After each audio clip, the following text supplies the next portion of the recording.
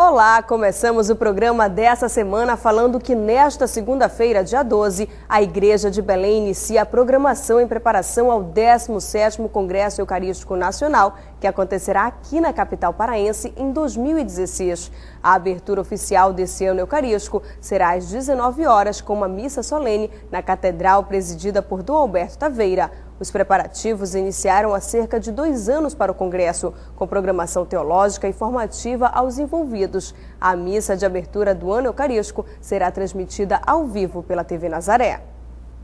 E vamos relembrar como foi o 6º Congresso Eucarístico Nacional aqui em Belém, realizado em 1953. O Notícias Pastorais preparou uma série de reportagens especiais, recordando os fatos que marcaram o Congresso, os participantes, as discussões. E começamos a partir da história do evento. Vamos ver. Entre 11 e 15 de agosto de 1953, milhares de pessoas vindas de todas as partes do Brasil uniram-se em torno de Jesus Eucarístico. Naquele tempo, bem pouco se sabia sobre a cidade de Belém, mas o Congresso Eucarístico, além de transformá-la na capital brasileira da fé, fez com que ficasse mais conhecida em todo o território nacional. Belém estendia suas fronteiras para todo o país. Naqueles dias, como nós cantamos tantas vezes no hino, foi a Catedral do Brasil. E é natural por ser um congresso nacional. Porém, serviu também de chamariz para essa remota capital daqui do norte. Foi um modo de tornar Belém conhecida de todo o Brasil. O convite para sediar o congresso foi feito 5 anos antes.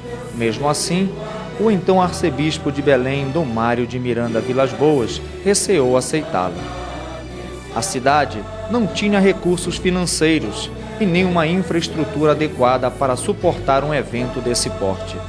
Realmente, era algo impensável para a época. Ele então disse que nós teríamos 5 anos para preparar o congresso, porque ele havia pedido este período devido à grande dificuldade que ele sabia que ele iria encontrar aqui em Belém do Pará, de modo especial financeiramente. 5 anos de empenho numa intensa preparação. Semanas eucarísticas, santas missões populares, festas em colégios católicos, encontros e retiros. Tudo era orientado para o congresso. As adesões vinham de todos os lados.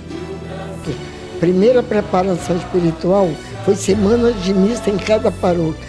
Então a semana da missa em todas as paróquias foi uma preparação maravilhosa e que foi sendo a sementinha, certamente, deste amor à missa que foi abrindo, foi aumentando cada vez mais na nossa arquidiocese. Foram 5 anos realmente de preparação muito intensa, muito ativa, muito fervorosa. Quando em 15 de agosto de 53 se realizou o congresso, a gente sentia que realmente o congresso foi preparado. Para arrecadar dinheiro, foi lançada a campanha do tributo sagrado. E para organizar melhor as atividades, foram criadas comissões. Sacerdotes, seminaristas, leigos, todos os católicos estavam empenhados na preparação. O envolvimento dos fiéis já antecipava o tema do encontro, que todos sejam um. Belém vibrava numa nota só. Estávamos todos unidos, clero, leigos, movimento de ação católica, em redor da figura de Dom Mário. Dom Mário era o dínamo, o motivador, o incentivador, com a sua eloquência privilegiada, ele galvanizava a opinião pública. A originalidade marcou o congresso.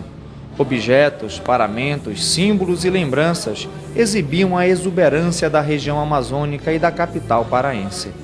A belíssima custódia representava Nossa Senhora segurando palmas de açaizeiro. O escudo rico de simbolismo cívico-religioso, tinha as cores da bandeira nacional. O altar-monumento era um enorme arco-íris. O hino do Congresso era uma melodiosa poesia que valorizava a riqueza regional. O belo e o sagrado formavam uma perfeita e harmoniosa configuração. Oferece a Jesus sobre o altar. Oferece a Jesus sobre o altar. Uma árvore nova floresce nestas matas banhadas de luz. O Brasil louva agora e agradece e suplica-te o leme. O lugar escolhido para a realização deste acontecimento histórico foi onde hoje se encontra a Praça Valdemar Henrique. O local ficou conhecido como Praça do Congresso. Celebrações, palestras, confissões, comunhões, atrações culturais. Foram 5 dias de intensa participação, partilha e comunhão. A celebração da coroação canônica de Nossa Senhora emocionou a todos. A imagem de Nossa Senhora veio coroada e o povo saiu atrás com as velas acesas. Já eram umas 10 para as 11 horas da noite. E aquela hora da noite, até meia-noite e tanto, nós chegamos em Nazaré. Chegando lá em Nazaré, salvas de palmas, o cardeal Legado segurou a imagem de Nossa Senhora e disse que Belém havia coroado Nossa Senhora, rainha da Amazu. E a imagem entrou para a Basílica e o povo ficou na praça. Foi uma noite realmente inesquecível. A procissão eucarística que encerrou o congresso foi a apoteose, um espetáculo de fé e devoção a Jesus Hóstia Santa. O evento promovido pela Igreja de Belém foi tão bem executado e organizado que serviu de referência para futuros congressos. Eu acredito mesmo que eles saíram daqui verdadeiramente empolgados pelo que viram e ouviram, a começar pelo cardeal Legado, do Augusto Álvaro da Silva, que não se cansava de elogiar a organização do Congresso, o espírito de liderança de Dom Mário Vilas Boas. O 6º Congresso Eucarístico Nacional marcou a história da cidade e a vida dos participantes. Foi além da dimensão religiosa e atingiu a economia e a cultura. A cidade de Belém, Casa do Pão, foi por alguns dias a capital brasileira da fé.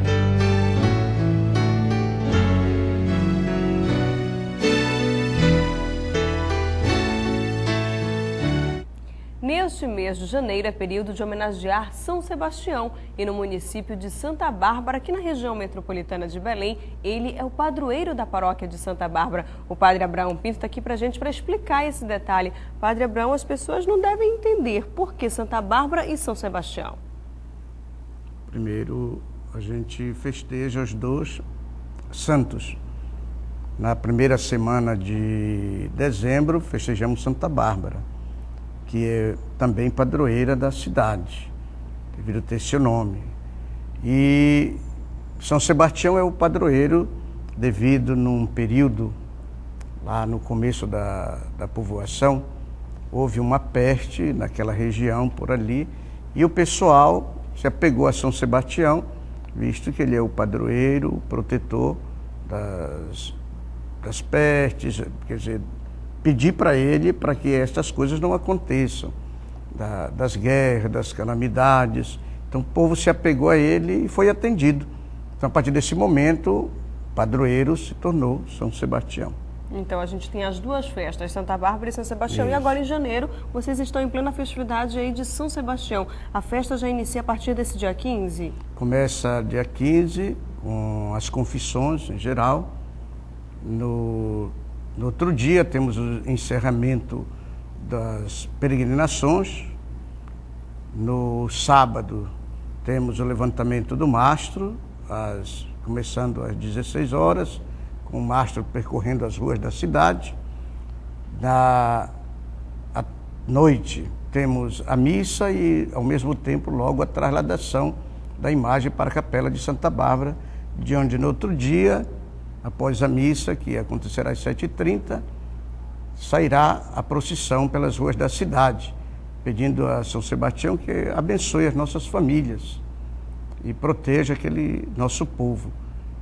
Depois da chegada, teremos a missa do Círio, em seguida o almoço, para todos os que estiverem por ali. E à noite teremos outra missa. Outro dia importante é o dia de São Sebastião, temos a missa às 9h30, à tarde, às 16 horas, temos a motorromaria, na chegada teremos a Santa Missa. E outro dia também, todos os dias são importantes, mas no sábado teremos outro dia muito importante, que são todas as comunidades da Redondeza vêm para a festividade. A missa, depois temos o desfile das misses, né?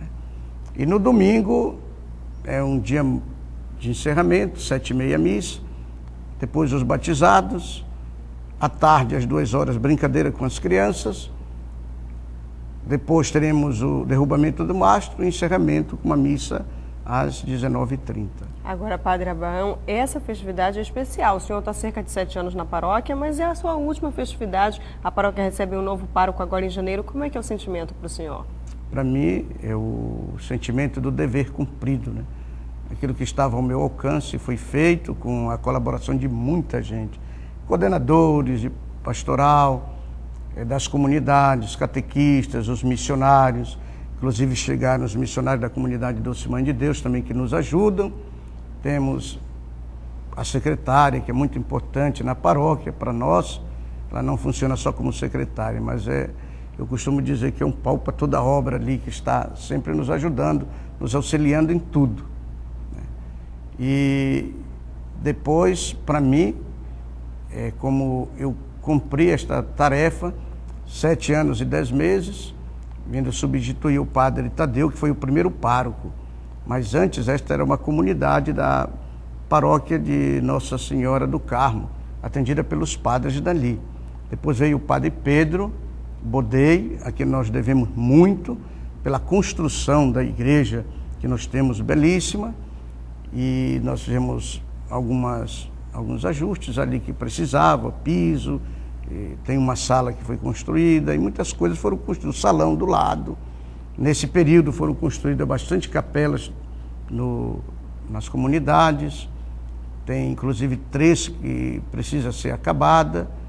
Então a paróquia avançou. Claro, eu costumo dizer que eu estou colhendo aquilo que alguém plantou.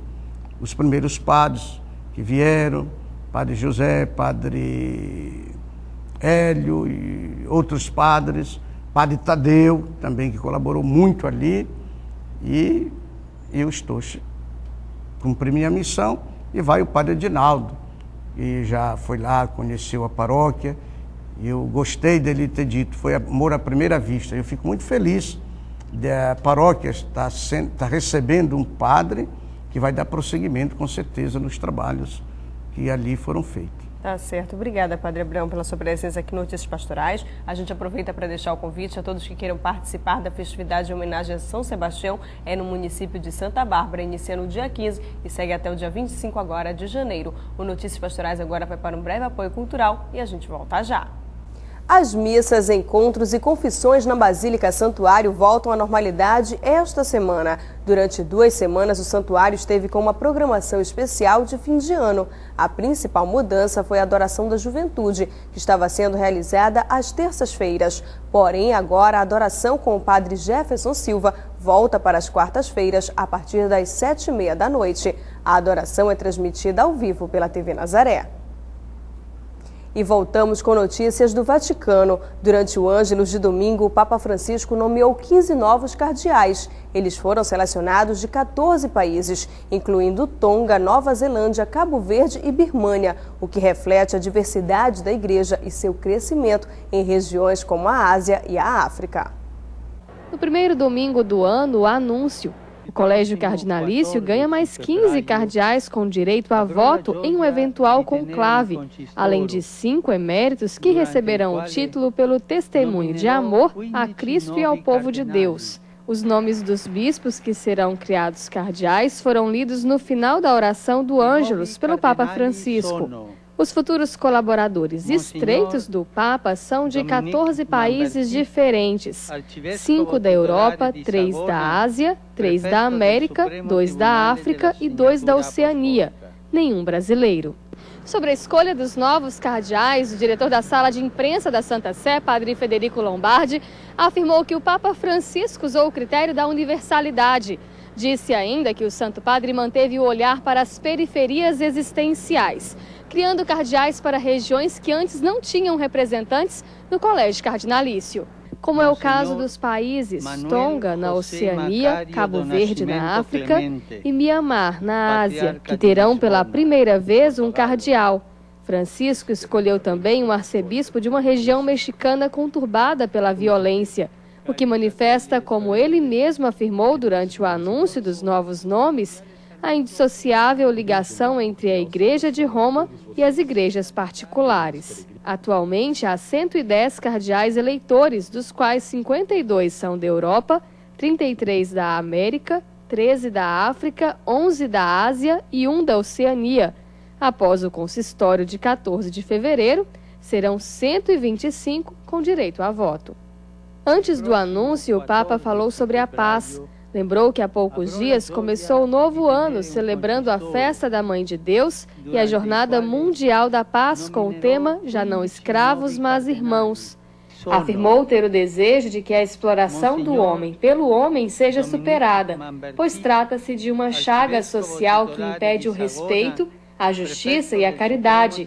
O pontífice disse ainda que a paz não é a ausência de guerra, mas uma condição geral na qual a pessoa humana está em harmonia consigo própria, com a natureza e com os outros, e convidou as pessoas a serem promotoras da paz em casa, no trabalho, na comunidade.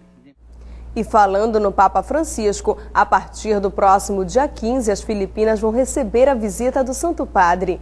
Este será o terceiro Papa a estar no país. Uma das motivações para esta viagem é a questão ecológica no país, atingido diversas vezes por catástrofes naturais. A pior e mais recente foi batizada de tufão Haiyan. O fenômeno atingiu o território filipino no Sudeste Asiático no início de novembro de 2013. O Papa Francisco presidiu a solenidade da Epifania do Senhor Jesus Cristo, pedindo que todos sejam como os Reis Magos, dispostos a ir ao encontro de Jesus. Na festa que celebra a manifestação de Jesus entre os homens e a visita dos Reis Magos à Gruta de Belém, o Santo Padre indicou caminhos para que os cristãos também possam ir ao encontro de Jesus. Na missa celebrada na Basílica de São Pedro, Francisco lembrou que os magos eram homens sábios e procuravam a verdadeira luz. E é esta a busca dos homens e mulheres em todos os tempos. O Santo Padre lembrou que no caminho dos Reis Magos existiram dificuldades, como em Jerusalém, onde quase foram confundidos ao procurar o Rei Jesus no palácio de Herodes. Guiados pelo Espírito, eles reconhecem que os critérios de Deus são muito diferentes dos critérios dos homens, já que Deus não se manifesta no poder deste mundo, mas vem até nós na humildade do seu amor, disse o Papa. Francisco também questionou a todos: qual é o mistério onde Deus se esconde? Onde podemos encontrá-lo? E respondeu: sua glória está escondida na manjedoura de Belém, na cruz do Calvário, nos irmãos que sofrem. Durante a celebração, também foram anunciadas solenemente as datas das principais festas litúrgicas deste ano, inclusive a Páscoa, que será dia 5 de abril.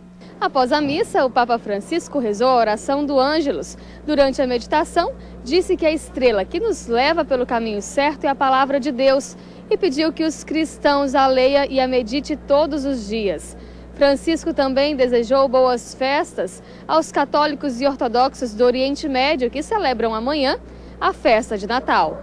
Nos arredores da Praça de São Pedro, muitas pessoas para celebrar com o Papa a festa da Epifania. Jesus é o centro de toda a nossa vida e essa festa de hoje nos lembra que Ele vem a todo mundo, que vem habitar em nosso coração. E hoje eu vim aqui ver e ouvir o Papa junto com tantas pessoas e é uma alegria, até parece que estou na América Latina. Latino-americano. E durante a festa da Epifania, o Santo Padre fez uma saudação fraterna aos ortodoxos que celebraram o Natal na quarta-feira. É que pelo calendário juliano, 7 de janeiro foi 25 de dezembro, diferente do calendário gregoriano, seguido pelos católicos romanos que já celebraram o Natal. Em Belém, uma multidão se reuniu na Igreja da Natividade, local do nascimento de Jesus. A celebração foi presidida pelo patriarca Teófilo III, líder da Igreja Grega Ortodoxa de Jerusalém. Em Gaza, a celebração foi na Igreja Grega Ortodoxa. Mesmo em meio aos fortes ventos e chuvas, os fiéis lotaram a igreja. A Rússia celebrou a chegada do Natal na Catedral de Cristo Salvador em Moscou.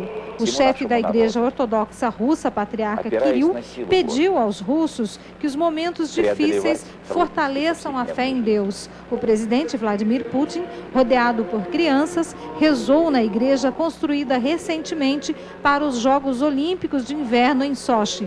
Na Catedral de São Vladimir de Kiev, os cristãos ortodoxos ucranianos rezaram pela paz no país. O patriarca Filaret pediu a Deus que conceda uma vitória sobre os inimigos visíveis e invisíveis para a paz na Ucrânia e em todo o mundo. Na Geórgia, o Natal ortodoxo foi comemorado com uma procissão de caridade. Alguns participantes usavam trajes nacionais, outros personagens bíblicos, como pastores, soldados e figuras religiosas. A tradição, passada por gerações, recolhe presentes e doações. O presidente egípcio Abdel Fattah al-Sisi fez uma visita surpresa à Catedral Copta do Cairo durante a missa de Natal. Em sua fala, destacou os princípios de unidade nacional. Se Deus quiser, vamos construir juntos o nosso país e vamos ajudar uns aos outros. O Santo Padre também escreveu uma carta para os cristãos do Oriente Médio, na qual pede coragem a toda a região diante do agravamento dos conflitos. Temos tanta dificuldade em praticar a nossa identidade cristã, mas temos ainda o desafio da igreja que tenta ajudar principalmente os jovens, dando trabalho, dando lugar para estudar, dando um pouco de esperança para o futuro. Aqui se vê que as pessoas não têm muito o que fazer além de vir aqui e encontrarem o pároco, os freis, falarem um pouco. Certamente existem problemas, como por exemplo, a falta de emprego e por isso não têm dinheiro. Os testemunhos atestam as palavras do Santo Padre em sua carta enviada aos cristãos do Oriente Médio. A aflição e tribulação não faltaram, acentuou o pontífice.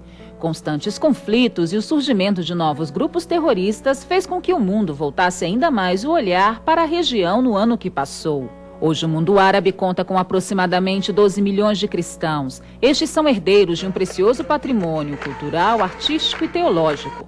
No Oriente surgiu e se expandiu o cristianismo, uma presença que contribuiu para o desenvolvimento, para a cultura e a fé de milhares e milhares de pessoas no decorrer dos séculos. O Oriente é a terra dos santos padres da Igreja. Aqui nasceu a vida monástica. Diante de tamanha riqueza, a Igreja manifesta sua preocupação com a migração cada vez mais crescente. Uma presença que pode estar ameaçada frente a uma realidade de perseguição e martírio. Este tipo de sofrimento brada a Deus e faz apelo ao compromisso de todos nós por meio da oração e de todo tipo de iniciativa, acentuou o Santo Padre, chamando a atenção para um compromisso maior e mais autêntico com aqueles que nasceram numa terra marcada por tanta diversidade. O pontífice citou ainda inúmeros problemas, como o sequestro de pessoas, tráfico de armas e expulsão da terra.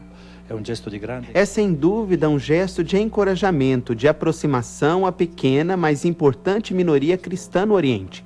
Dentro deste drama, desta barbárie que estamos vendo em todo o Oriente Médio, era necessária uma orientação, uma indicação clara. Primeiro de tudo, identificar os males que existem, chamando pelo nome: terrorismo, fanatismo. No decorrer do ano de 2014, inúmeras foram as campanhas de apoio àqueles que foram perseguidos e forçados a deixarem sua terra. Uma delas foi a campanha chamada Sou Nazareno, que ganhou força nas redes sociais. Uma campanha que nasceu a partir do massacre que ainda está acontecendo no Iraque e que vem sendo noticiada nos meios de comunicação social. Porém, o Santo Padre faz um chamado ainda mais concreto e também desafiador aos filhos do Oriente Médio. Nestes momentos difíceis, é mais necessária do que nunca a unidade desejada por nosso Senhor. É um dom de Deus que interpela a nossa liberdade e aguarda pela nossa resposta. 2015 está apenas começando. Que futuro aguarda os cristãos do Oriente Médio? O que ainda virá pela frente? Creio que o Papa Francisco disse de maneira muito clara a santidade de vida, o diálogo entre cristãos e muçulmanos. Um diálogo que não é a conferência, e estarem juntos, viverem, encontrar-se na circunstância da vida. O diálogo interreligioso entre cristãos e muçulmanos que sempre viveram juntos. Isto deve continuar, não como um slogan de que todos estamos um pouco cansados, mas com a vida concreta, onde juntos trabalhamos e condenamos toda forma de fanatismo. E também nesta quarta-feira, Papa Francisco, que se prepara para sua 7ª viagem internacional, rezou a primeira catequese do ano. A primeira audiência geral de 2015 com o Papa Francisco foi na Sala Paulo VI. O Santo Padre continuou sua série de reflexões sobre a família, dando destaque às mães. Ser mãe não significa somente dar luz a um filho, mas é uma escolha de vida.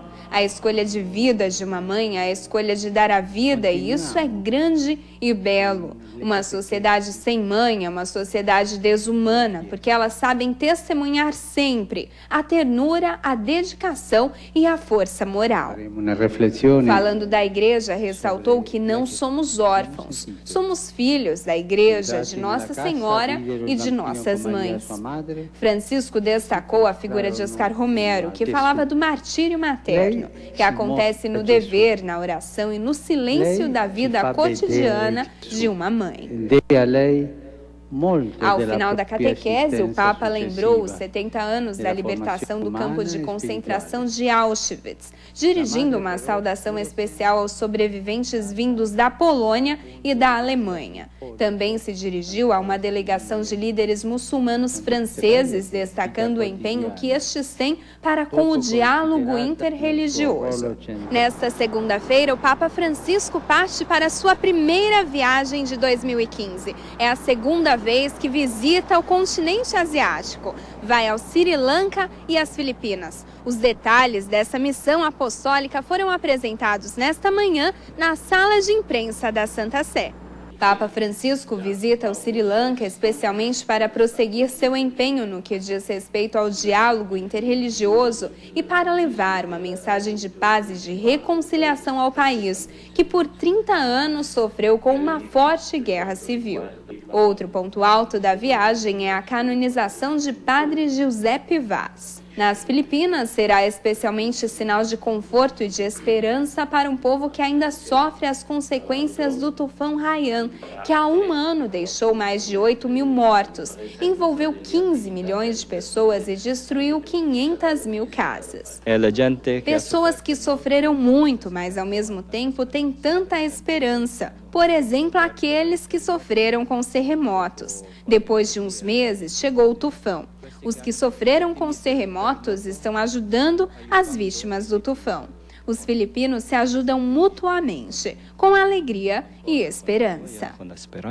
Enquanto Sri Lanka é um país de minoria católica, Filipinas é o grande país católico do continente asiático. Não é a primeira vez que um Papa vai a estes países que já foram visitados por Paulo VI e João Paulo II. Um momento inesquecível foi a Jornada Mundial da Juventude de 1995 em Manila, onde 4 milhões de pessoas se encontraram com João Paulo II. Janeiro também ainda é tempo de homenagear São Benedito. Em Ananindeua, a marujada já acontece há cerca de 31 anos. O seu Raimundo Souza está aqui com a gente para dar mais detalhes dessa festa. Seu Raimundo, sempre no segundo domingo de janeiro, vocês homenageiam São Benedito. Fala pra gente como começou essa festa. Isso, a gente começou praticamente, o segundo domingo, porque ficou já uma data praticamente desde quando a Dona Amélia Sulamita Santana foi uma senhora praticamente que era cega, né, e fez uma promessa com São Benedito, que se um dia praticamente ela voltasse a enxergar São Benedito dessa sua visão, ela criaria uma festividade de São Benedito. E foi aí que ela me chamou para a gente criar. Nós, como éramos moradores de Bragança, né, trouxemos a origem de meu pai também, que era bragantino, foi fundador da Marujada, e nós trouxemos para Ananindeua. Aí começamos na invasão do Lago Azul. E daí nós fomos se espalhando no município de Ananindeua, né? A gente sabe que em Bragança a festa da Marujada ela tem mais de centenária, são 215 anos, né? 215 anos, então praticamente ela é a matriz. Ela é a padroeira praticamente que faz com que cada local que tem, São Luís, Tracuateua, Bragança, Ananindeua, então caso nós temos o espelho todo a Bragança. Tá certo. Né? E como é que acontece a festa aqui em Ananindeua? A festividade de Ananindeua começa com os preparativos, que começou desde essa semana, de segunda-feira, o pessoal trabalhando, arrumando tudinho, o barracão da Suepa, né? Onde a gente procura praticamente botar uns 5 mil pessoas, que esse ano nós estamos preparando aí para 5 mil pratos de comida que serão distribuídos lá para a comunidade que foi a Marujada também, né? Nós vamos ter aí a Marujada de Bragança, vamos ter o grupo do Ideia, que esse ano vai ser para a gente uma satisfação. Vamos ter também o Frutos do Pará, que sempre faz uma homenagem a São Benedito. E vamos ter também a Marujada de Ananindeua aí, esperando de braços abertos toda a comunidade de Ananindeua e aqueles que vêm que reconhecem essa festividade. Seu Raimundo, é um dia inteiro de festa em homenagem a São Benedito? A gente já começa com a alvorada às 6 horas da manhã. 6 horas da manhã nós começamos com a alvorada. Tem a promessa de algumas pessoas que se pegou com São Benedito e alcançou a graça, que dão um café para 1000 pessoas, né? E depois disso nós temos a Santa Missa, que vai ser celebrada pelo Padre Benedito, da Igreja do Icuí, e o Diácono Fabiano também, que é da Igreja Divino Espírito Santo, que vai estar com a gente todos os anos, estão lá. E depois tem a apresentação da Marujada, né? Aí depois da Marujada temos o leilão, meio-dia nós temos o início do almoço, começando para essas 5 mil pessoas, né? E 16 horas nós temos a procissão de São Benedito percorrendo o município de Ananindeua, derramando bênçãos para o nosso município também, né? E às 18 horas, na chegada, nós temos a posse do novo juiz e a nova juíza para o próximo ano se preparar para justamente temos também a juíza do mastro e o juiz do mastro, que na sexta-feira iremos levar o mastro para lá, aonde a gente vai sair o mastro no sábado, levantamos ele às 3 horas da tarde. E o caso é um mastro de criança, é um mastro de adulto. E a festa começa a ser reanimada, termina às 10 horas da noite com a grande queima de fogos em homenagem mais um ano para São Benedito. Tá certo. Obrigada, seu Raimundo, pela sua presença aqui. Então, neste domingo é o dia inteiro de homenagens a São Benedito. Quem quiser participar é na Azuepa, em Ananindeua. O Notícias Pastorais agora vai para um breve apoio cultural e a gente volta já. O ano de 2015 começou com mudanças nas paróquias da Arquidiocese. Das 80 paróquias, 17 receberão novos párocos. Na sexta-feira, dia 2, aconteceu a posse do padre Adalberto Brandão, na paróquia de Santo Antônio de Pádua, no Coqueiro. O sacerdote atuou durante 1 ano e meio na paróquia de Nossa Senhora da Conceição, em Outeiro, e realizou várias atividades, entre elas a construção da Igreja Matriz. A missa de posse aconteceu na Igreja Matriz de sua nova paróquia, presidida pelo Bispo Auxiliar de Belém, Dom Irineu Román. Também no dia 2, às 19 horas, Dom Irineu presidiu a missa de posse de Padre Ulisses Albuquerque, que assumiu a paróquia da Divina Providência, no bairro de Águas Negras, em Coraci. Padre Ulisses atuava como vigário paroquial na paróquia de Santo Antônio Maria Ligório, na Pratinha, fazendo parte do ano pastoral como seminarista. Essa semana foi de festa para a Arquidiocese de Belém. O arcebispo emérito Dom Vicente Zico completou 34 anos de sagração episcopal. Dom Vicente Zico foi ordenado bispo no dia 6 de janeiro de 1981, aos 53 anos de idade, pelas mãos do Papa João Paulo II, na Basílica de São Pedro, em Roma, na Itália. Aos 16 anos, iniciou o noviciado da Congregação São Vicente de Paulo. Sua missão aqui no estado do Pará começou na década de 80, quando o Papa João Paulo II instituiu Dom Vicente como arcebispo e o enviou para Belém como arcebispo coadjutor. Era o início de seu trabalho na capital paraense. Quando chegou a Belém, Dom Alberto Ramos, o então arcebispo, o convidou para assumir o seminário da arquidiocese, onde desenvolveu inúmeros projetos e trabalhos em nome da evangelização. Aqui no Pará, Dom Vicente tornou-se uma das autoridades eclesiásticas mais queridas e respeitadas pelos católicos, sendo nomeado arcebispo de Belém no dia 4 de julho de 1990, sucedendo a Dom Alberto Ramos. Em outubro de 2014, o sacerdote completou 64 anos de vida sacerdotal, iniciada aos 23 anos de idade. O bispo auxiliar Dom Teodoro Mendes Tavares também comemorou o aniversário, só que de vida. São 51 anos de idade. Dom Teodoro Mendes nasceu na ilha de Santiago, em Cabo Verde, na África, em janeiro de 1964. Foi ordenado padre em 1993. Em fevereiro de 2011, foi nomeado pelo Papa Bento XVI bispo auxiliar da Arquidiocese de Belém.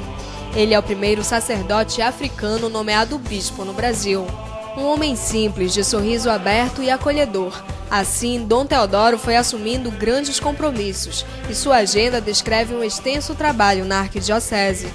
Em fevereiro de 2013, foi convidado a coordenar o trabalho da Pastoral Afro-Brasileira da Comissão Nacional dos Bispos do Brasil, iniciada em Belém há 13 anos.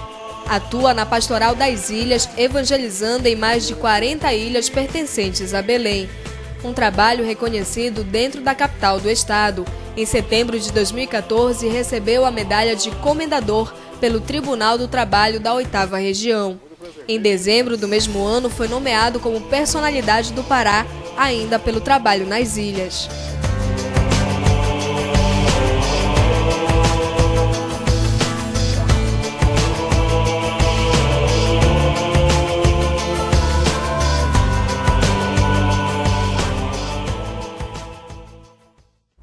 No próximo sábado, dia 17, a Pastoral da Comunicação da Arquidiocese de Belém realizará uma oficina 3 em 1, produção de texto, fotojornalismo e diagramação. Serão ministrados conceitos básicos e práticos para implantar nas pastorais de comunicação das paróquias da Arquidiocese. A inscrição deve ser feita até o dia 15 na Escola de Comunicação Papa Francisco, localizada na Passagem São Francisco, na Avenida 25 de Setembro, em Belém. E a Escola de Comunicação Papa Francisco está com inscrições abertas entre os dias 12 e 16 de janeiro. Este ano serão ofertadas 20 vagas para o turno da noite. Durante um ano são abordadas noções de rádio-jornalismo, televisão, jornal impresso e muito mais. Os interessados devem ter concluído o ensino médio. Mais informações pelo telefone 3355-4415. Começou essa semana no Rio o período de preparação para a festa de São Sebastião. Durante 13 dias, o padroeiro da cidade vai percorrer igrejas, escolas e hospitais, levando os fiéis a refletirem sobre a esperança. A imagem de São Sebastião chegou no fim da manhã à Igreja dos Capuchinhos, na Zona Norte, acompanhada do arcebispo Dom Orani João Tempesta. A paróquia tem significado especial para a Igreja do Rio. Nós temos aqui 3 marcos históricos da cidade do Rio de Janeiro. O marco da cidade, marco português, o sepulcro de Estácio de Sá e a imagem de São Sebastião, trazida por Estácio de Sá quando fundou a Vila de São Sebastião. Então, para nós, a Igreja aqui dos Capuchinhos, que vai ser declarada santuário no próximo dia 20, é realmente um sinal dessa marca da cidade do Rio de Janeiro, que tem aqui realmente sinais da presença histórica e também da igreja. Neste ano, a festa do padroeiro será ainda mais completa. Depois de 8 meses de restauração, a imagem original de São Sebastião, trazida pelo fundador da cidade no século XVI, foi apresentada novamente aos fiéis. Todo o trabalho de restauro, com o Frei Cassiano, que ele é restaurador e perito, e também a Graça Costa, que ela é restauradora e conservadora. São Sebastião, exemplo de fé que inspira quem participa todos os anos da trezena. Fui nascida e criada aqui, próximo a São Sebastião, fiz comunhão aqui, depois fiz encontro de jovens, fiz a crisma aqui sempre na igreja. Então a gente tem sempre uma relação de muito carinho com São Sebastião. Ou quem conheceu pela primeira vez a história do mártir, caso da acreana Regina, que está de férias no Rio de Janeiro. Estou conhecendo hoje e, nossa, estou muito satisfeita com a história e pretendo conhecer mais. Nos próximos dias, a imagem peregrina de São Sebastião vai percorrer escolas, hospitais, presídios e pontos turísticos,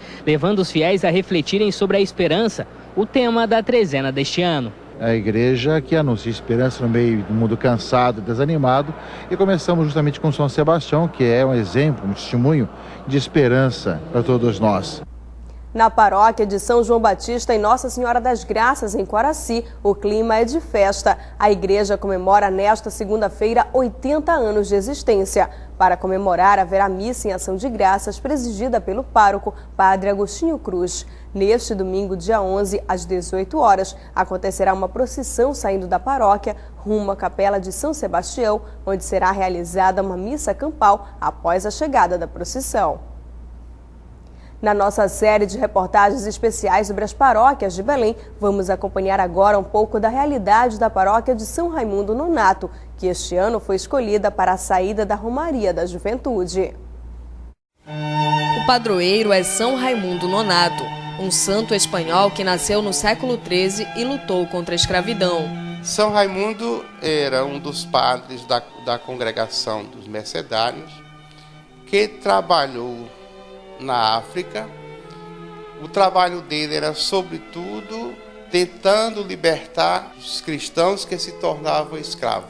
E ele pagava para libertar os escravos. Depois, ele foi nomeado cardeal pelo Papa, não chegou a ir a Roma para receber esse título, mas é um dos santos bem popular na linha da devoção do povo. Um santo que atrai muitos devotos no mundo inteiro e que deu nome a essa paróquia de Belém, que tem quase 100 anos de história. Essa paróquia foi fundada em 1917, de modo que agora vai completar um século, em 2017. Ela foi entregue à responsabilidade dos padres mercedários e depois os padres holandeses da Congregação da Missão assumir esse trabalho até os dias de hoje. Hoje a paróquia conta com movimentos e pastorais para um trabalho de evangelização de 8 comunidades. Nós temos entre movimentos e pastorais em torno de umas 22 pastorais em movimento e somos 8 comunidades. E também há muitos grupos que se encontram nas ruas, nos condomínios e são também expressão da paróquia. Esses lugares são lugares onde as pessoas fazem as suas devoções, as novenas, o terço, a piedade popular, e é uma presença da igreja nesses diversos lugares. Para evangelizar, o trabalho de catequese é essencial. Atividade essa para a qual Marçal se doa há mais de 15 anos. Nós temos a catequese de crisma, que é voltar para os jovens, a Eucaristia, que são para as crianças, e adultos. Mais do que preparados para um sacramento, é preparados para que eles se tornem bons cristãos, e a celebração desta transformação será realmente recebimento de sacramento, seja pela Eucaristia, seja a crisma, seja até mesmo matrimônio e outros. Apesar das muitas conquistas ao longo desses 97 anos, ainda há muitos desafios na paróquia São Raimundo Nonato. O desafio da igreja no Brasil hoje é fazer com que a paróquia se torne comunidade de comunidades.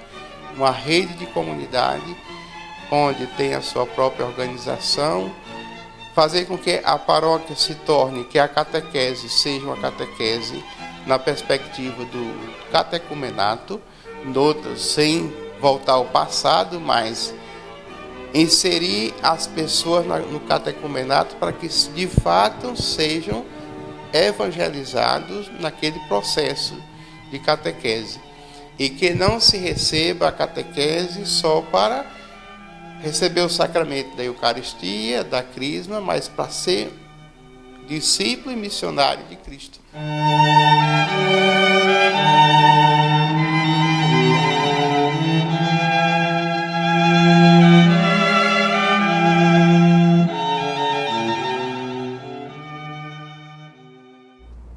A paróquia Arcanjo São Miguel está com uma campanha de doação de materiais de construção para a reforma da igreja. As obras na paróquia iniciaram em setembro do ano passado. A igreja recebe reforma interior. O salão paroquial também passa por mudanças e está sendo erguido um prédio anexo. A estrutura da igreja de Arcanjo São Miguel existe há 35 anos e nunca passou por reforma. Para contribuir, os benfeitores podem encaminhar as doações para a própria igreja, localizada na rua Jarbas Passarinho, no Una, em Ananindeua. E uma última notícia. Todos os sábados, às 15 horas, acontece a reunião de coroinhas da Paróquia da Santíssima Trindade, em Belém. Os jovens que sentem vontade de vivenciar concretamente a fé em Deus e procuram o contato fraterno e amigo e têm respeito pelas coisas sagradas podem participar. A ideia é colocar os jovens a serviço do altar. Para participar, basta ter feito a primeira Eucaristia.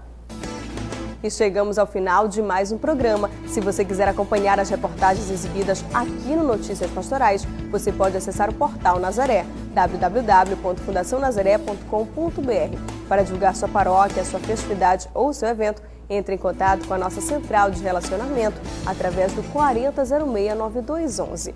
A todos, obrigada pela companhia, um ótimo final de semana. A gente se encontra no próximo programa. Até lá!